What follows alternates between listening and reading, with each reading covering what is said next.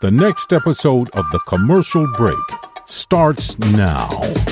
Yeah, boy! Oh, yeah, cats and kittens. Welcome back to The Commercial Break. I'm Bryan Green. This is my dear friend and the co-host of this show, Kristen Joy Hoadley. Best to you, Chris Ed. Best to you, Bryan. Best to you out there in the podcast universe. Thanks for joining us on a TCB Infomercial Tuesday. Coming at you with our new best friend, who I'm sure we just become buddy-buddy with everybody, Krissy. I know, I love Tim it. Baltz is here. And if you don't know that name, you know that face. You know that guy. He's been in some rather prestigious television shows. The Righteous Gemstones. Yes, and it's fourth season. And its fourth season and its final season. Better Call Saul. He made a guest appearance that was great. I just rewatched it last night. It's a little appearance, but he made a big impact. Little appearance, big impact. Yeah. Better Call Saul. He now has Shrink, which is available, I believe, on Peacock. Yes. And Deli Boys, which is getting really good reviews on Hulu. I haven't seen it, but I look forward to watching it. Yeah, I've started watching it. It's good. He plays a great character. Oh, he does? Yeah. What's his character in the show? He's like the investigator. Okay. But he also stormed the Capitol or something. It's funny. Like I said, I'm just in the first, I've watched the first two. Oh, really? Of the show, okay. yeah. I'm interested to see this show. Isn't this about a group of gas station guys who turn into a gang or something like that? No, well, it's or they own a deli? It's two sons who had their father kind of kept them shielded, but he had a big conglomerate or a big, organized crime. He did. Yeah. But they didn't know that. Okay. They just thought he owned delis. Okay, there's the yes. Deli Boys. Yeah, I read a summary of it. He dies, and then now they're kind of brought into the fold. Very fascinating. With the auntie. So. Very good. All right, well, Tim is in that. He plays, what is the name of his character on Righteous Gemstones? It is... BJ. Oh, yeah, that's right. BJ, He yeah. is the husband of... what's her Ellie name? Patterson is her. That's right. Her actress name, and I can't remember. BJ Barnes. He's BJ Barnes yes. on the show. He's hilarious. He is so good in this show. Everybody is great in this show. They are all just scene stealers. It's hard. Krissy and I were talking beforehand, and we came to the conclusion that Righteous Gemstones and that whole line of Danny McBride, ensemble cast stuff is similar to the 80s and 90s when Christopher Guest was knocking it out of the park on every single improv movie that he did. And, Christopher Guest, all those movies, I think, are 95% improv. They have a bullet point and they're trying to get there, but the rest is improv. And I know Danny has scripts, but it's so funny and so good and so well done that it reminds me of the gut-busting movies. Oh, yeah, the parodies. The parodies. Yes, it's so good. And Righteous Gemstones is so on point. It's so prescient. And we've done so many of those, preachers. The preacher features, yeah. It's hard to preach on a full dick. That's right, Carl. Good old Carl. I was watching some videos of Carl the other day. Oh yeah, Carl's back on the scene. He is? Yeah, but he's like a reformed man now. He believes in Jesus, but not without all the pomp and circumstance. And I don't believe any of it. It's just another way for him to try and make money. I'm sure there's a money grab somewhere here. It's the year of our Lord, the money grab. That's what it is. Everyone's trying to fuck everybody else over so we can all make an extra buck because the end of the world is right around the corner and we all want to live a little bit of luxury before we die. That's how I feel. That's how I feel. Yeah.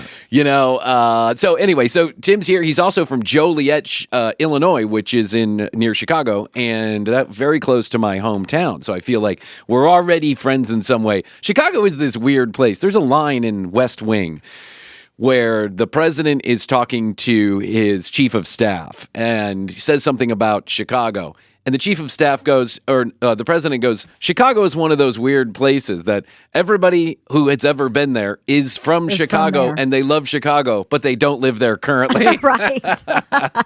And it's so true. Yes. It's so true. Well, you would spend a winter in Chicago and see how it goes down with you. It's a bonding thing. It's a bonding thing. When you're a Chicago kid, you're a Chicago kid. You'll always be a Chicago kid. I have friends who lived there for college years or right after college, they took a job or whatever. And it's like they claim they're from Chicago, even though they got there when they were 20 and left when they were 22. They claim they're from Chicago for the rest of your life. Because if you've ever been to Chicago, it's just one of the coolest fucking places on earth. I have been quite a few times. I love it. It is like New York without the sharp elbows. It is, in a lot of ways. Got the whole water part of it? Yeah, it's on the water. It's a big city. It's got a lot of personality. There are a lot of flavors of human beings that live there. Irish, Polish, everything. It's all there. It's a big melting pot. And it's got almost a little bit of Southern hospitality. Like, people aren't going to say hi to you when you're walking down the street. But if you get into a conversation with them, they're going to be very nice. Yeah. Because that's just how Chicago is. Chicago, we're nice people. Well, it's Midwest, right? That's right. We all suffered the same winter, so let us be nice to each other now that we can actually go outdoors. And if you don't think Chicago's cold in the winter, go to Chicago in the winter.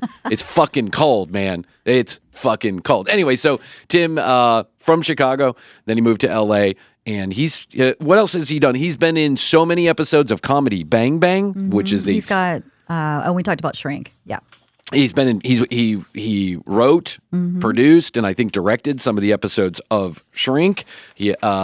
When he was in Chicago, he wrote that, and then he moved off to L.A. Better Call Saul, Veep. He was in Veep. He was in Parks and Recreation. He's in Drunk History. He's in a web comedy series that's called Bajillion Dollar Properties, which I watched an episode of. It's really funny. It's kind of mocking those $1 Million Mansion, whatever those shows are. Those ridiculous shows. You know those real estate agents that are on those shows? Mm-hmm.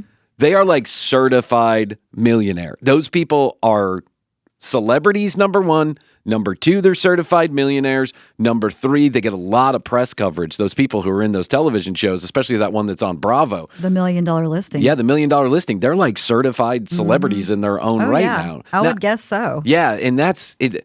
That seems to be like, it's too much for one person. Like, you can have a job where you make a couple $1 million a year, or you can be a D-list celebrity, but you can't have both. And if the Real Housewives of Atlanta has taught us anything, it's that you can't have both. You can't be rich and somewhat famous. You have to be one or the other, because all of those women in the Real Housewives of Atlanta are one or the other. I'm telling you that right now. They're not both. So Except Candy. Except Candy. Mm-hmm. What is Candy both rich and famous? Oh, yeah. She's rich? Oh, yeah. What does she do? Oh, God. Well, she was in, all the girl... she's done a lot with music. She's huge in the music industry. Oh, she is. For one, yeah, and then for two, she's got a lot of. You're right. Businesses, Candy. What Burris? Yeah, Candy Burris. Candy Burris. Yeah, she used to come up to the studio. She's got like a sex toy line. She's got a lot of different. She does like movie stuff and. Oh. So yeah, she's big. Okay, so Candy's out there. Candy used to come up to the studio. Yeah. And remember, there was a studio next to the studio. Mm-hmm. There was like an actual music studio next to the studio called 12 Music or something like that. She would always be in there. There'd be a lot of celebrities would go in and out of that, the real studio. And then there was the fake studio where we were doing an internet radio show to no one. To no one. You were ahead of your time. Yes. I remember the first day we like actually broadcast, we had like 1,300 people on the stream, and I was so excited. I'm like, this is going to go straight to the moon. And every day we lost 100 people. Every day we lost 100 people for 13 days in a row till we had no one. I mean, sometimes I would look on that stream and it would say 2, and I'd realize that there were 2 people downstairs watching the stream to make sure that it was on. And I was like, well, I guess tomorrow I could come in late. My friend Kimmy did the show with you. She sometimes. did. Kimmy and Allie did it for a while. I mean, like on occasion you'd have a couple hundred people that would be watching, but it wasn't very often that would happen. And most of the time it was in the tens or maybe 100 people. But then there was sometimes where, like on a Monday, where it would just be nobody. Nobody. I'm talking about Scam Call FM. In case you have to listen to every episode of the commercial break to know what I'm talking about. So get started right now. Please, go ahead. There's a lady on the telephone that's saying she's going through the entire catalog of the commercial break. Wow. And I'm like, that's going to take you 5 years. Yes. And that's if you listen to them back to back. I don't know how you're going to do that. Yeah, do you have kids or a job? Because that's not going to work. It's just not going to work. Okay, anyway, Tim Baltz is here with us. Why don't we do this? Let's take a short break. And when we get back, through the magic of telepodcasting, Krissy, we are going to have Tim right here on this big screen in front of us so that we can talk to him and interrupt him every 5 seconds, according to most people on the internet. How's that? That sounds good. All right, we'll take a break. We'll be back with Tim. Tim's here with us now. Tim, thanks so much for joining us today. You are in the middle of a whirlwind of there's an embarrassment of television with Tim Baltz in it, because you've got Deli Boys, you've got Righteous Gemstones. Deli Boys getting great reviews. Righteous Gemstones, you have to have your head in a hole not to know what a funny, fantastic show that is. Oh my God, my favorite. Krissy and I were making comparisons is how human beings sometimes get through life, and we were saying that we feel like Righteous Gemstones is like the Christopher Guest of our time, like Righteous Gemstones and that crew doing such great comedic work is like the Christopher Guest of our time. You guys are just a group of human beings that are so fucking funny. Are you I don't see sad? how you don't laugh. Yeah. How do you not laugh? Every time you get on set. Yeah. I mean, just looking at everybody. Well, the days are like, 14, 15 hours long. So Wow. you get the laughs out like pretty early with your first, second cup of coffee. And then like when the work starts, you're that if you laugh, it adds time to the day. So Right. so something can be funny, but it's eventually like your brain gets hardwired to be like, yeah, that's good. But if you ruin that take, that's 10 more minutes, Good point. But yeah, that's very nice of you. Those guys, I was a huge fan of McBride and Jody Hill and David Gordon Green and the whole Rough House production team going into this, and had obviously, like a lot of people, devoured Eastbound and Down, and I'd actually auditioned for Vice Principals and hadn't gotten. Another great show by Danny McBride. Fantastic show. And I think when I first got an iPad, the first movie that I bought was Foot Fist Way. Oh, Yeah. And I was like, oh, this is great. Like, I haven't seen this, like the one thing of theirs that I haven't seen. And it was the start of all of it, and I'm watching it on the plane. I'm like halfway back in economy watching it on the plane, and like huge tits are on the screen. And I'm like, whoa, wait a minute. So I felt very honored, because I think, as a huge fan of comedy too, and this is not something where I'm like, hey, compliment me for being part of this, but I really felt like I love, I've watched a ton of comedy. I've devoured like British comedy. My mom's from France, so I watched a ton of like French and European comedies and things like that, and anything that I could get my hands on. Sure. And I think that, a lot of mainstream stuff, it relies on casting stars, and that's always been the case. But I think what makes McBride's and their team's comedy so enduring and funny, and why it stands out, is that they cast in a way where the ensembles just always feel perfect. There's no one sticking out where you're like, well, that person's really good, and I really know them, and I've been following their career, but what are they doing in this thing? Yeah. They never do that. And even when they do cast names, they're perfectly cast. And so just getting cast in it, I thought like, wow, it's an honor that they think that I would fit into a world like that. And from the second that I auditioned, I got to test. When I did the HBO test, I got to test with Edie Patterson, and the way that we were improvising, I'm like, this is going to be a great. This is great. It's hilarious. I think you're right about something in these shows, specifically this lineage of shows with Danny McBride. Obviously, Danny is a showstopper. He's a scene stealer. But there are no scene stealers in the ensemble. They're all scene stealers. Mm-hmm. You guys are all doing these nuggets where it's like, that is so fucking funny. And you're right about this. Sometimes in a comedic ensemble, there's one standout. Like, oh, Steve Carell's really good in that movie, in 40-Year-Old Virgin. Then there's a couple other throwaway lines. But in this ensemble specifically, so many seasons, so good. Everybody is comedically on point. And I think that's what makes the show so brilliant, much like a Christopher Guest movie, is that everybody is stealing the scenes. And I think that's a testament to the writers and a testament to you and the team, who are gelling so well.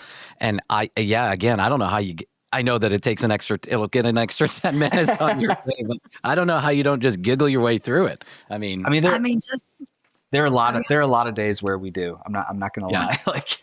But you guys filmed in Charleston? We filmed in Charleston, South Carolina. Yeah. Nice. And not far from us. No, not far at all. I mean, it's a gorgeous town, and it's the food and the hospitality scene down there is unparalleled. It really is kind of shocking how high the bar is for restaurants. It's a great city. Oh man, it's one of the first, I think, foodie towns. Mm-hmm. It really puts the Southeast on the map. And Charleston is one of my favorite cities in the country for so many reasons. It's quaint. but it's large enough that you've got everything. The food scene is there. It's one of the most visually appealing cities in the country. History. Yeah, and the history. Does HBO give you a nice mansion on the island over there? You guys, Yeah, or downtown. What's the scene for? How do they hook you up with a nice condo on Rainbow Row? Or what goes on over there? It was fascinating because we filmed the pilot there in 2018, and then we came back in 2019 to start season 1, and so we saw so much growth while we were there. I remember in 2018 being like, this is kind of a sleepy town. Like you can get, if you're in Mount Pleasant, you're zooming off to Sullivan's Island or IOP or whatever. And it doesn't take long, it's like 8 minutes. And then by the time we were finishing last year, there's massive traffic jams. You're like, you get on Ben Coleman. I mean, this is all for the locals, but you get on Ben Coleman and you're like, where the fuck are all these people going? Where do they come from? And the locals have two attitudes about it. They're like, it's terrible. It's changed. It's gotten so busy. And then the others are like, this is a sign of a thriving city and we love it. And it helps, prop up so many businesses. The first season, though, I actually lived with Edie Patterson and Cassidy Freeman on Sullivan's Island in kind of a beach mansion.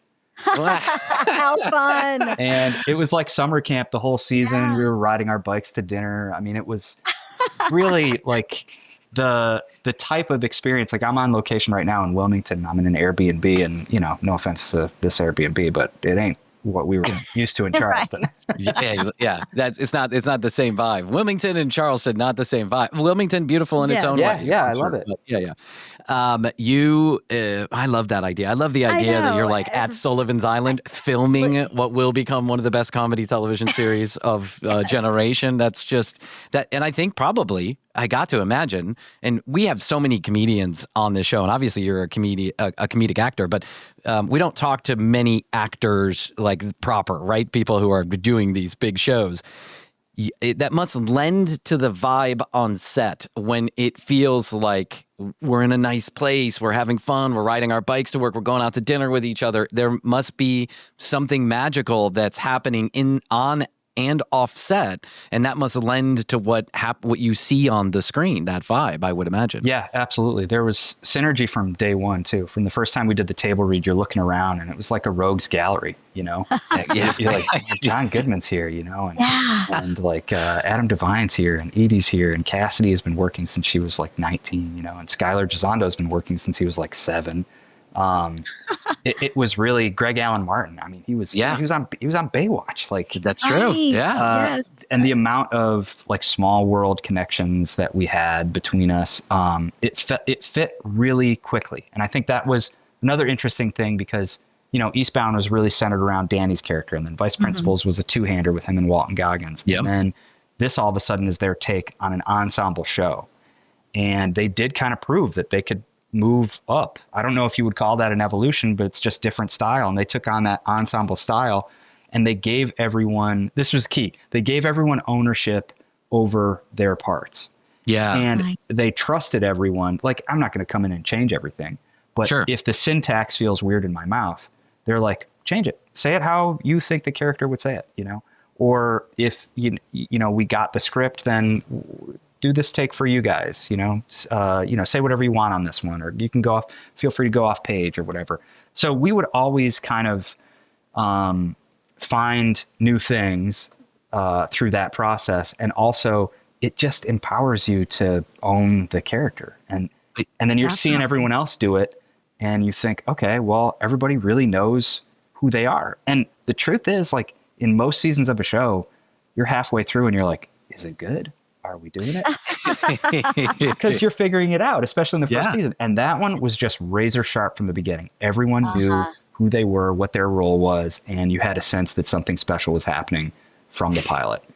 Have you worked with directors or on shows or in whatever it is, where the directors, the writers, the producers really have an iron grip over their vision, and it's like, I hear it in my head this way, you need to play it this way. And then you get to Righteous Gemstones, and they say, you own the character, and if it doesn't feel right to you, then I want to hear what you have to say, or I want to hear how you would interpret what's on the page. Is there Does it feel better one way or the other? Just depend on the situation. Do you like that as an actor for someone to tell you this is how it is and I envision it this way and this is my vision, I want you to follow it, and then now you're having the opposite experience? What feels better to you, or it just depends on the situation? I mean, that's a great question, because you really do. That's a spectrum. Those two things are on either side. Sure. You know, I've come in as, the toughest thing to do is come in as a guest star during the filming of a season, whether it's the first one or later. Better Call Saul. Well, yeah. Well, that one, Yeah. that's like the best. That's the best audition I ever got. I literally got an audition that said, "Please prepare a voice for a talking toilet." And I was like, what? And then when I did the audition, they literally I did the audition as the character. And then they're like, "Can you please step off camera and do the toilet?" And I was like, okay. So I step off camera and I'm like, "Gosh, you're so big. Give it to me, Chandler." And they're all laughing. It's just a blank wall that they're recording and laughing. But that one was, I think, when casting is doing its job and you feel like they have, and you're walking into a situation where they all think you're the right person for the job, then you don't really have those. When you walk into a situation and you feel like two of the executive producers want me there and the director and another executive producer don't want me there, that's the tricky part. That's the part where you're like, I can feel that they're fighting and their visions are not aligned, and I'm going to get squeezed by this disagreement. Yeah. You know, You're going to get pulled. Yeah. And I, in those situations, like if I can feel a director, I'm not giving a director something, I'll just be like, give me a line read. Like, I'm not precious about that. It's going to make everyone's job easier. Just tell me how you want it to say, because I came in with a vision, I got cast, and now it's not working. So let's problem solve and figure it out. So it's probably, I do like it when, I do like the other side a little bit more. I think anybody would, where you show up and they're like, what do you got? Whatever you do, it's going to be great. And then we'll tweak it and we'll get it there. Because then you feel like your decision making is part of the process. And I've seen that on because the show Shrink, which is on Peacock, I was one of the co-creators and I wrote on the season and was one of the EPs and was the lead actor. And when someone would come in, making a strong choice, you'd have this relief. You're like, oh, thank God. Thank God. They're making a choice. Yeah. We don't have to mold them in the moment, because time is money, you know? Yeah. So when they would make a choice, be like, okay, great. They're like 95% there. This is going to be fine. And that feels good. It makes everyone feel safe. So if you're casting and you know that this person already made the choice, then they're showing up and you have way less to worry about. Yeah. It's like they're moving in a direction, so I don't have to babysit them, and they're giving color to this character that I created. And maybe, I don't know, because I've never been on a set, but I know you hear the stories that there are people like James Cameron who it's my way or it's the highway, and I don't give a shit, and he's not tactful about it. And then there's very collaborative, directors and writers who say, I see it this way, but I hired you for the part. And so you tell me how you see it. I love that. I want to be in the next Avatar, so I love that. I want to be on Avatar. You just want those points on the back end. That's what you want. Or whatever. Absolutely. Are you kidding? Avatar back end? Yes. Yeah. Give it to me. That's amazing that guy has just had a string. I mean, just a run. Everything like a run. Yeah. Everything he does turns to $1 billion goal. I saw this on Instagram the other day. There was this post that was like, his wife watched Avatar, Air and Fire, or whatever it's called, and cried for 4 hours afterwards. You're like, come on, she needs medication. What are you talking about? Yeah, sir. You're crying about something else. Yeah. You're not crying about the movie. $1 billion opportunity. Well, she hasn't done too bad herself either. So, so tell me about the Deli Boys, because Shrink, critically acclaimed. Righteous Gemstones, critically acclaimed, very funny. And then now Deli Boys is getting great reviews also. So tell us about Deli Boys, because this just dropped along with Righteous Gemstones also. Yeah, less than 2 weeks ago or something? Yeah, they dropped 3 days apart, which is rare. Like, those things line up so rarely. I think the last time it happened for me, this episode of Chicago PD and Veep came out around the same time. I'm like, this is amazing. Yeah. The Deli Boys was shot in Chicago and cheated for Philadelphia. So for me, it was like a homecoming. I got to come back, and there was a lot of crew that had worked on Shrink that was working on Deli Boys, and I hadn't seen them in like 8 or 9 years. Oh, nice. That was really lovely. Yeah. Some people from the camera department and art department and wardrobe, and it was really special because Shrink was the thing that moved me out to LA back in 2014. And I never thought I'd live in LA, but we sold a show from Chicago, which is super rare, and then just had to go. So Deli Boys got to come back and like spend time with family and friends, and the cast was amazing. It was another one of those things. You walk in and you don't know what the vibe is, and you're a little hesitant, you're like, I don't know what it is. I'm coming as a guest star for 6 episodes. That's a long time if the vibe is bad. And the vibe was immaculate. It was incredible. Asif Ali, Sagar Shaikh, Poorna Jagannathan, Brian George, like the whole cast, they were just phenomenal. Ali Reddy was my scene partner, and she crushed it. And we had a great time, and it flew by. That's the other thing. That was like season 1 of Gemstones. It just flew by, and the next thing you know, you're like, man, I really give our audience a flavor of what Deli Boys is about for those who haven't seen it. So I saw this in one of the reviews, which I thought was a great way to describe it. They said it was Guy Ritchie meets Succession. Nice. I'm about that all day long. Yeah, Guy Ritchie meets Succession. Yeah, that sounds and good to people, me. there were so many people. I think it dropped on like a Thursday or a Friday, and there were so many people that by that first weekend they had binged the whole thing, or they said, I watched everything in 2 days. So it's very bingeable. I watched the whole thing in 2 days, and I have a lot of friends that are like, oh, it kind of feels like Coen Brothers. But when they came to me with it, they said Gemstones was a comp for them because it lives in this world of, it's a family drama. Like that's the conflict that's driving the story. But it has a lot of heart along with the comedy and the violence and the gore. And there's a lot of kind of like suspense and intrigue. And I was just really, really impressed. It was the executive producers were Jenny Connor, Nora Silver, Michelle Nader, and they were incredible. I mean, Nora is legendary. Yeah, and Jenny Connor did Girls on HBO and a ton of other things, and they're I mean, really, like all of them are kind of like it was again like a rogues gallery. And the cool thing about the cast is, a lot of these people you've seen work for a long time, but they've never had a cast that's all the leads are South Asian. They're Indian, Pakistani, and they all now are like the leads of the show as opposed to the side characters. And so the vibe on set was just everyone was so grateful. And we would go film and you'd see the South Asian community come out like extras or whatever. And they're like everyone, I mean, my heart was just bursting seeing how appreciative and excited everybody was. And it was cool to be part of something really special. And then I got to meet Chris Elliott and work with him for a day. Oh my God. Oh, really? That What? blew my fucking mind. He's in the last episode or the second to last episode. Really? Yeah. And this was crazy. How is he getting involved? So The Bear films in Chicago. Yeah. And his daughter, Abby Elliott, is on The Bear. Right? She plays the sister. And he was there. He and his wife were there babysitting. And Jenny Connor had reached out to me. She was like, hey, everybody in Chicago. So like, can you recommend some people that would be good for, this part or that part? Or like, who do you know? So I'm sending her like, reams of paper with like different actors. I love everybody there. And I'm like, this person would be great. That person would be great. And then she said, okay, well for this one part, hold off. I think we got someone. I was like, oh, okay. All right. And then she comes back. She's like, it was Chris Elliott. He's here babysitting. And he really had been like, since COVID, he had kind of like just taken a break and been like on grandpa duty and chilling in Maine. And he is one of my all-time heroes. So I spent an entire day just kind of like teetering behind him and then being like, so on Letterman,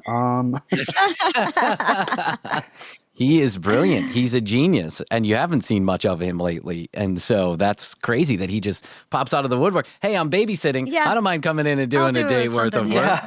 And I'm sure you've had this too. Like you ever meet someone and you're like, you've been a fan for so long, they're like ubiquitous in your brain. You know? Yes. And then you meet them and you're like, it's them. And they're doing their thing like right here.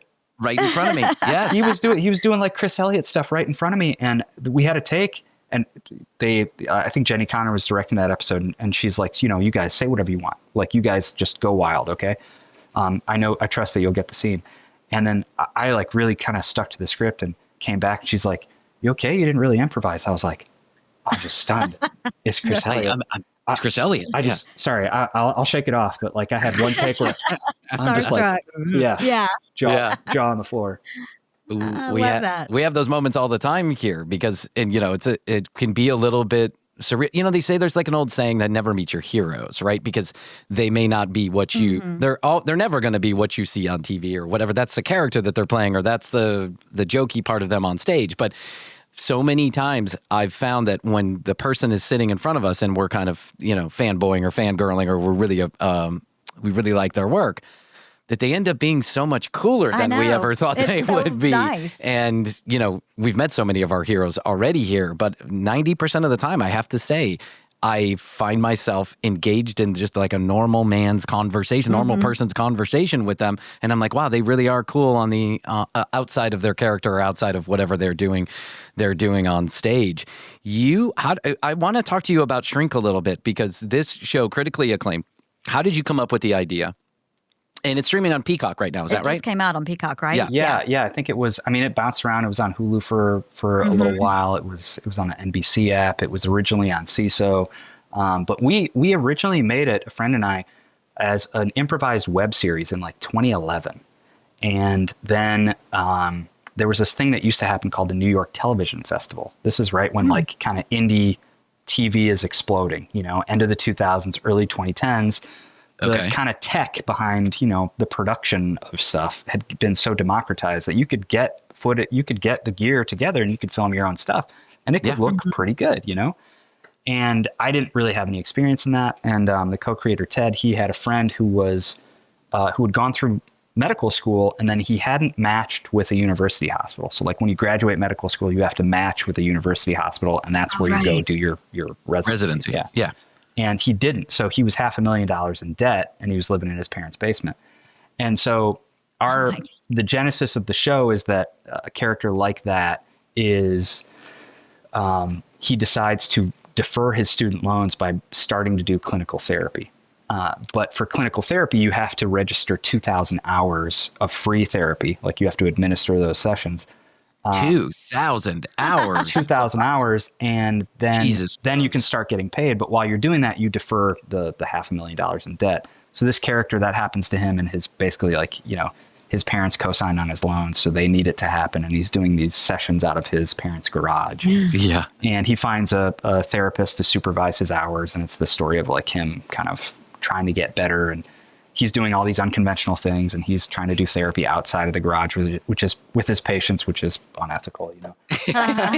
Right. But it was great, and it was this thing that organically developed, and we turned it into a pilot in 2012, and we took it to New York Television Festival, and we ended up winning Best Comedy and Critics Award, and then Gene Domanian Productions picked it up and helped us develop it, and we pitched it in 2013, and we sold it to this place called Pivot, which doesn't exist anymore. And then it sat in development for 2.5 years there, which was very frustrating. And then they gave it back. And then I was working on this other show, Bajillion Dollar Properties, on CISO. And so then they knew who I was. And so we went in there and we're like, well, look, we have this thing. And we had made a pilot, and the pilot was really good.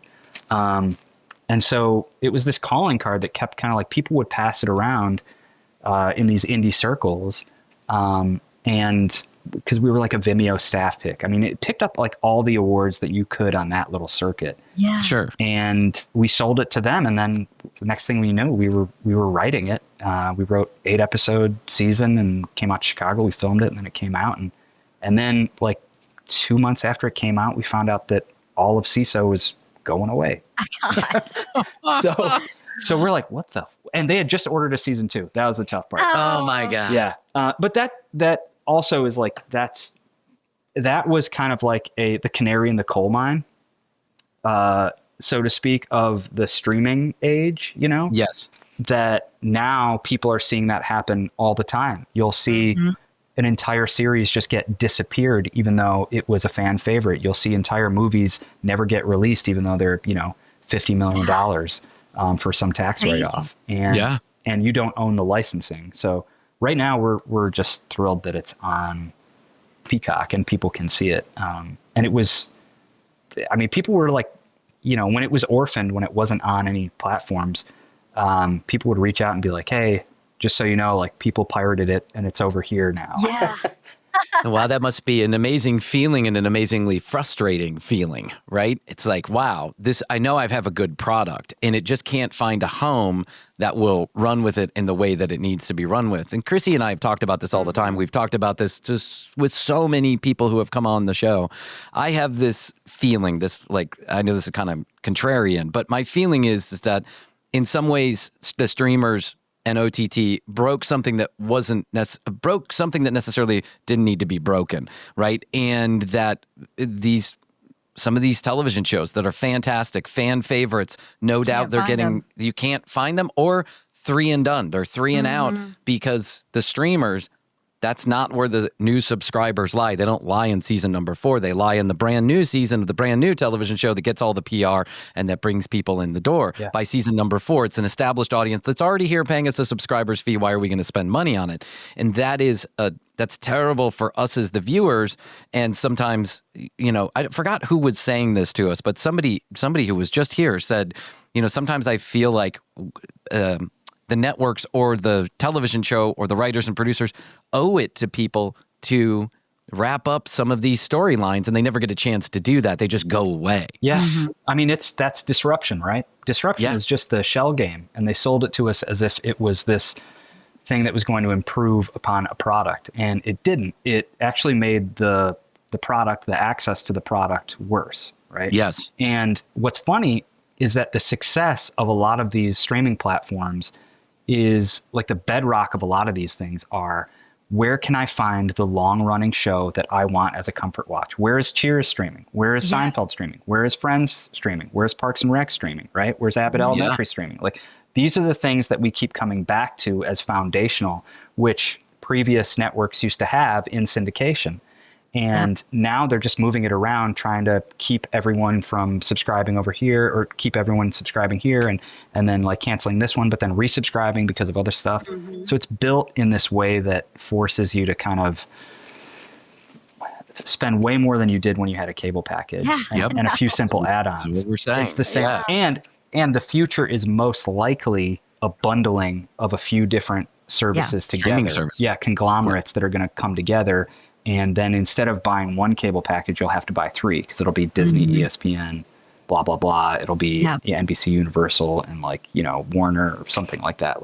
They're going to start merging out of necessity. They're already doing it. Yeah. They're already doing it. So the model that they took and disrupted and broken a million pieces is now coming back to the model that we always had. There are ads running again in the streamers. Yeah. Now we don't have whole seasons dropping at the same time. They're dropping week after week. The streamers figured out that doesn't work. So let's now go back to every week, every Thursday at 9:00, we'll drop this new episode. And now it's so funny because I have cable, but on my cable, I watch Netflix through my cable. It's just another television channel. It's just another television channel, and one that has a ton of money to pour into content. But there's so much content that the discovery is really difficult. And unless somebody tells me about it, or I have time to bounce around, we found this for you, which I never do, then I don't get to see the new things that are deep in that platform. So it's an embarrassment of riches in one way, and in one way, it's just so thin. It's so hard to find that I can understand the incredible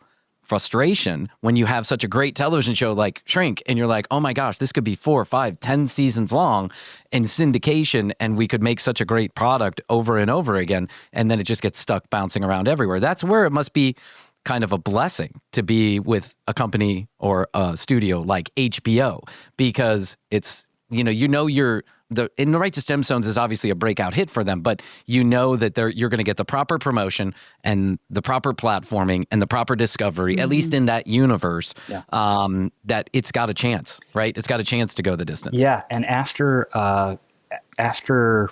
Shrink that happened and CISO went under, I was like, I need a job. And do you know who Jordan Klepper is? He's on the Daily I do. Oh, yeah. Of course. So Jordan had the show called The Opposition, which was on right after The Daily Show for like a year.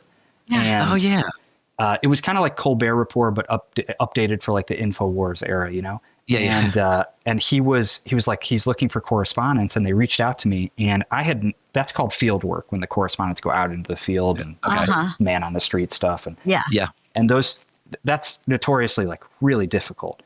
but I needed a job. So I auditioned and I wrote a character that was kind of like his little brother, kind of antagonizing him because he was my first improv coach in Chicago.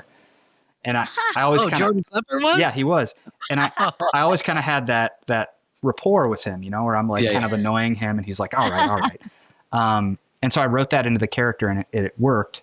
And they flew me out and I tested and it went great. So they're like, okay, you're hired. So then I had to do field work. And it was in 2017-18 in Trump's. Oh my God. So I'm going to like CPAC and Roy Moore rallies and Steve Bannon speeches and wearing a bulletproof vest. I mean, almost. I was wearing like a American flag T-shirt that I got from the store, which was better than a bulletproof vest. That's true. And that was a really, really tough job. I loved everyone that worked there, but it was really kind of soul sucking because you're seeing these people they're so they're sucked into this cult. Brainwashed. Yeah, they're brainwashed. They're brainwashed. Yeah. It's right when like QAnon is coming out. We were on the ground when it first came out, being like, "So, what do you think?" And people were like, "Yeah, it's real." It was really dark. And then did you notice QAnon went away? Anybody notice that QAnon just went away? QAnon was going to save the world, and the big reveal, and the whole world was going to change, and it just went away. Yeah, it just went away. Yeah. And that experience too, where it was hard to draw an audience from that because everyone was kind of in denial at the time. So I went from Shrink to that, and then I landed on Gemstones and HBO, and my reps had been like, you want to pitch something else, you want to get another show out there, and I was so heartbroken from the Shrink stuff that, to be honest, I was like, no, I this is good. Like I feel really blessed and lucky to be in this company of people. They're all top notch in what they do. Literally like some of the best in the business and whatever roles they fill and how they're perceived by the industry. And with Rough House, that's just, I mean, they're visionaries. They really are some of the most underrated people, at least of the 21st century. And it was such a gift to just come in and be like, "What do you need me to do?" And that character BJ runs through brick walls with those guys. We were jokingly, when we were doing press, someone had asked about that. Dancing scene. I'm like, season 1, I get hit in the face with a stake. I get tased. I think I get beat up. I fall off like a fence. That's right. Season 2, I have like the baptism. I get shot. Season 3, I get a ninja star in my head. Oh, that's right. Too. I have to fight a naked guy. This season, I had to learn how to pole dance. And you took this seriously. I read an article where you like went to class for like 2.5 hours a day. I mean, that's a poor strength. I've tried those classes before. They're hard. No joke, Krissy. Testify to this.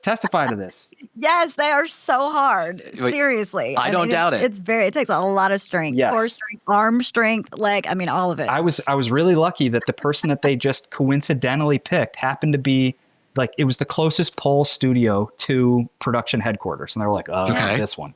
Yeah. The woman running it, Tanya Christopher, bless her heart, she is the president of the U.S. Aerial Federation. So basically, if aerial sports gotten into the Olympics, she would be the Olympic coach. Wow. And she was training me. And I came in and I'm like, look, I'm not very flexible. I'm like, I don't know about my... I'm a fish out of water. Yeah, I'm a fish out of water. And the first routine, which is in episode 2, which is out now, I was supposed to get upside down. And I was like, there's no fucking way. and she's like, with all due respect, I think you're going to do this entire routine by yourself. I designed it so that you could do it. And I'm like, there's no way. And she's like, don't take this the wrong way. Your body is built for pole. I love it.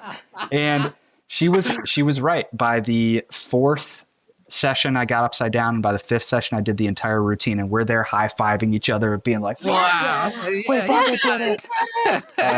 And it's inspiring me to go back to these classes because I quit after like 2. It's hard. Well, you got to pace yourself. I went too hard on the pole and I hurt my shoulder and my elbow. Too hard on the pole. I went too hard on the damn pole. It's so fantastic. You are the kind of the punching bag of that, but it's so goofy and lovable and absurd in some ways. I love the character. I think it's great. There aren't too many characters that I don't love. You're working with some of the best. I mean, you got Danny McBride. you And Edie Patterson, Edie Patterson. the two of you it just, the back and forth and what she says. What did she say the other night? I mean, I'm watching it, it makes me slick. Yeah. And then like all the, it's just the wording, the writing. Yeah, is the so writing good. is so quick and like witty. But I have to ask, who's you like? John, working with John Goodman, we were just talking about before you came on. We were like, wow, just sitting in the same room with John Goodman. I mean, ever since Roseanne, I think we've all thought of him as our best friend. There's he played that character so welcoming, inviting to the audience. It felt like that's your dad, your uncle, your best friend, your bud, however you saw it at the time. And he parlayed that into a career of epic proportions. And he's like, in my mind, he's 10 feet tall. He's a legend. Oh, yeah. Yeah, he really is. And, being from Illinois, like that was Roseanne, Roseanne was our home girl. Yeah. That house, like I did an episode of The Conners a few years ago, and being in that on the studio lot and in that set and seeing the living room, I'm like, it was surreal because that house was so many of my friends' houses. Yes, mine too. Yeah. And yeah, I think very blessed with that set. Like Adam Devine felt like someone that I had gone to high school with pretty instantly. Tony Cavallero, I knew since 2012 when we did Montreal Just for Laughs together. Edie, like it was super easy from the get-go with Edie, and that made the job so fun and fulfilling. And with John, I always said it's like watching a marble statue starting to move, where like everything. Oh, that's a good way to put it. Yeah, everything is perfect. Like every take, I would be like, it was flawless. It was, but it was interesting in its own way, and I would learn so much from watching him that very quickly season 1, I was like, okay, Jody Hill would say this. He after a good take, he'd be like, I was just watching the movie. Yeah. Like he had no notes. And that was his way of saying like no notes. He was like, I was just watching the movie, guys. Right. And with John, quickly I had to be like, I can't watch the movie from inside the scene. Yeah. I gotta get over the fact that it's John, and I gotta appreciate the fact that he is an incredible professional. We had a scene together in season 2, and off camera, he's trying to get better. That, I think, was the thing that I was most impressed by. Yeah, and he's still working at it. Yeah, like we did his coverage first and then turned around and did mine. And he's still working the scene from his side of the camera. And like he had to, sometimes you have to cheat where like you're in a space, and so the camera's on you and then it turns around on the other person, and you have to be like this close to the camera. And so you're doing your scenes and you're like this. And I remember John had to be like right here, and he's still emoting and giving the scene his all, and like, contemplating and giving me what I need for the scene. Yeah. You're like, you've been doing this that long and you're still that generous with your scene partner, which is professionalism, but still there are a lot of people that don't do that. Yeah, Right, they phone it in because it's not, the attention's not on me. You do your thing and I'll say the lines, so at least you have some background. Endless respect for him. Yeah. I think you're on a run here, kid. I think you're on a run here, and I gotta say, I mean, this is 45 minutes that we're talking to you. We could go on and on. Comedy Bang Bang. Yeah. That is my flavor of hot sauce. What was it? Maurice Flatbottom. All these characters you play, I just love it because the commercial break is a lot that way. We do these sketches at the beginning of the show, and Comedy Bang Bang has some similar ilk, doing it a lot longer than we have and much better. But some of these characters that you play, I just love it. And your roots are in improv. I think that's probably served you well inside of some of these television shows. Yeah. Because you have the ability to be really flexible and versatile. It shows. You're really good. You're all scene stealers, but there are some scenes where it's just clear that your character has taken the cake. You've got the Deli Boys. I'm excited, so excited. Deli Boys is on Hulu, right? Yep. It is on Hulu. Yes. And you've got Righteous Gemstones on Max. And then you've got Peacock. You have Shrink. Comedy Bang Bang lives forever on the RSS feed, so you can go listen to that podcast. It's I think one of the first places we did some advertising for our show to grow the show early on when no one was going to listen to the show anyway, even if they heard it. But Comedy Bang Bang was one of those first places. That. Oh, wow, that's great. We also have my wife and I and a few friends have a podcast on the Comedy Bang Bang Patreon. Oh, really? That's called Hey Randy. It's based on Randy Snuts, who's one of the long-running characters that I've done on Comedy Bang Bang. Oh, yeah. And it's a call-in advice show, and we have like our small but mighty fan base calls in with anything duplicitous and scandalous happening in their lives, and it's just a hometown crew of friends and the little drama that's part of their lives, and it's kind of based on like the people that I grew up with in Joliet and. Oh, that's great. I want to talk to you about Joliet. I want to talk to you about Oak Forest. I want to talk to you about the Cubs and the Bears and the Blackhawks and all the, and if you like the White Sox, you're from Indiana. But hey, that's for a different time. That's what my dad used to say to me. My grandpa used to say it to us, and then my dad carried on the tradition. He says, "You're from Chicago, son, so you like the Bulls, the Bears, the Blackhawks, and the Cubs. And if you ever like the White Sox, move to Indiana." And I thought, but we'll forgive the White Sox fans. We'll forgive the White. They have a long storied history themselves. It's just, Comiskey and Wrigley, two different places. So Tim Baltz, I'm going to put the links in all the show notes. I'll put a link to the Patreon where you can go listen to his. It's on Patreon, you said? Yeah, the Comedy Bang Bang Patreon? World, the Comedy Bang Bang Patreon. Okay, I'll make sure I find a link. I'll put it on there. I'm going to put a link to all three of the network television shows that Tim has now got out there in the universe. Congratulations. And congratulations on all your success. We wish that you come back so we can dig deeper into the universe of Tim. I feel like 45 minutes we're just scratching the surface. Absolutely. But we really I'd love to be back. Okay, well, I know your people. So your people are my people, so we'll call them and we'll get this all hooked up. Awesome. Tim Baltz, thank you very much, my friend. We really appreciate it. All the best. Thank you. Have a great day. I'm going to tell a story that Tim didn't tell recorded, but I'm going to tell the story. I'm going to relay the story. So Tim and I were commiserating about being long-suffering Cubs fans before we got on to the actual recording. And he was like, oh, well, at least we have 2016 when the Cubs won the World Series. And I said, yeah, and I every time someone says Cubs won the World Series, I have to tell them that I almost went if I had $10,000 in my pocket. And he was explaining that he was going to go. He was there in Chicago around that time, but he got flown out to L.A. or for whatever reason. He goes to a bar on Game 7 when they won, and he's standing by himself at a table, and someone hits a home run in the first inning, which really is an indication things are going well for the Cubs, essentially. And because Cubs fans are so fucking superstitious, there were other Cubs fans in that same bar who were like, you cannot move from that table because it's so superstitious that if anything changes, then maybe the Cubs are going to lose. And that's how it goes when you're a Cubs fan. So they made him stand there the entire night watching the game, and they would bring him food and water and drinks and stuff like that. And he had friends at tables in the corner, and they were like, come on, man. And he's like, I can't move. I can't move. I got to stand right here at this bar table for 4.5 hours while the Cubs win the World Series. And they did. And they won. And we all cried. And Tim Baltz is awesome. What a good guy. Thanks to Tim. Yeah, I enjoyed it. I liked Tim. Oh, God. Love Tim. I wish there was going to be another season of Righteous Gemstones, but, we got 4. That's better than most. I'm going to go back and start rewatching them, which I think is the mark of a great show. Yes, I agree. If you go back and rewatch what you've already watched. I totally agree with you. There are shows that I rewatch over and over and over again. Kath and Kim, The West Wing, Benny Dorm. Benny Dorm is the most terrible show you've ever seen in your entire life, by the way. I rewatch it at night. It's like comfort food. It's like, this is so bad, I know I'll fall asleep to it. Why not? Sometimes I'll go to sleep on like episode 1, and then I'll wake up. And it's on 12. And the next day it's on 13. Yeah. I was like, wow, that played for 13 hours. And I wonder why my phone's always dead in the morning.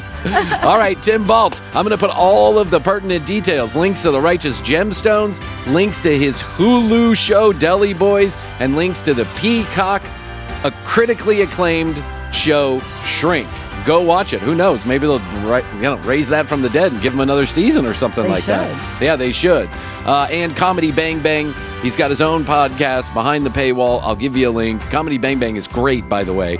If you like the commercial break, it's like a much better version of the commercial break. They do mostly all improv, and it's like really funny. And Reggie Watts is often on Comedy Bang Bang, so go listen to some of our friends over at Comedy Bang Bang. Okay, for us, as far as we're concerned, you can go to our website, tcbpodcast.com. All the audio, all the video right there at one location. In case you need to catch up on, 713 episodes of the commercial break, feel free to go to the website. It's all there. You can also get your free TCB swag by going to the Contact Us button. Hit the drop-down menu, I want my free sticker. Give us your address and we'll send you one. At The Commercial Break on Instagram, please follow us. TCB Podcast on TikTok. I don't even know what to say about TikTok. Just don't even bother. YouTube.com/The Commercial Break. For all you Dr. Phil fans out there, you can catch all of our episodes the same day, usually, that they air here on the audio feed. They will be dropped on the YouTube feed.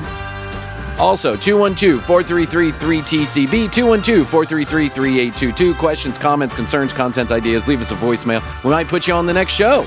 All right, Krissy, that's all I can do for now. I think so. I'll tell you that I love you. I love you. Best to you. Best to you. And best to you out there in the podcast universe. Thanks to Tim for showing up today. Until next time, we will say, we do say, and we must say, Goodbye. goodbye.